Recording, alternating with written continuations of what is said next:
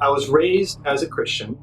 I would often get questions about my faith, like, well, why do you believe Jesus is even real? How do you know that he rose from the grave? I didn't really have any answers to these questions. And so it didn't take long for me to abandon my sort of nascent Christian faith in high school. In this cultural context that we live, it is a faulty presupposition to think that our kids are thoroughly convinced that there is only one true form of currency, and that true form of currency is the Christian worldview. Because we live in a culture of doubt, a culture of questions. We no longer live in a culture that if you just quote scripture, they're going to fall to their knees and believe what you say.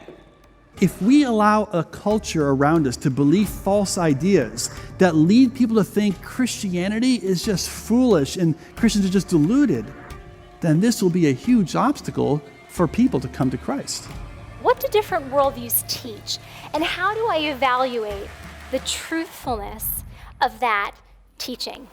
There's millions and millions of false ideas that are present all over our world today, and today with smartphones, they're made all available in the palms of our hands. So that's why it's so important that we actually take a step back and help our children evaluate what does it mean for something to be true.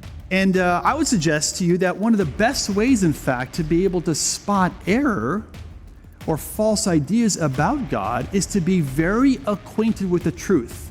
We do want to intentionally prepare them for all that they are going to encounter. And biblically speaking, this would literally be spiritual warfare within our culture. And as believers, it is our job to address these falsehoods and these false beliefs and ideologies.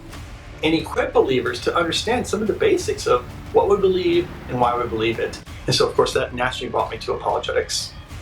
And that's what we want our children to see, that it's not this blind belief, this is what lines up with reality. This is what is true. This is why we believe this. And this is what we want our children to understand.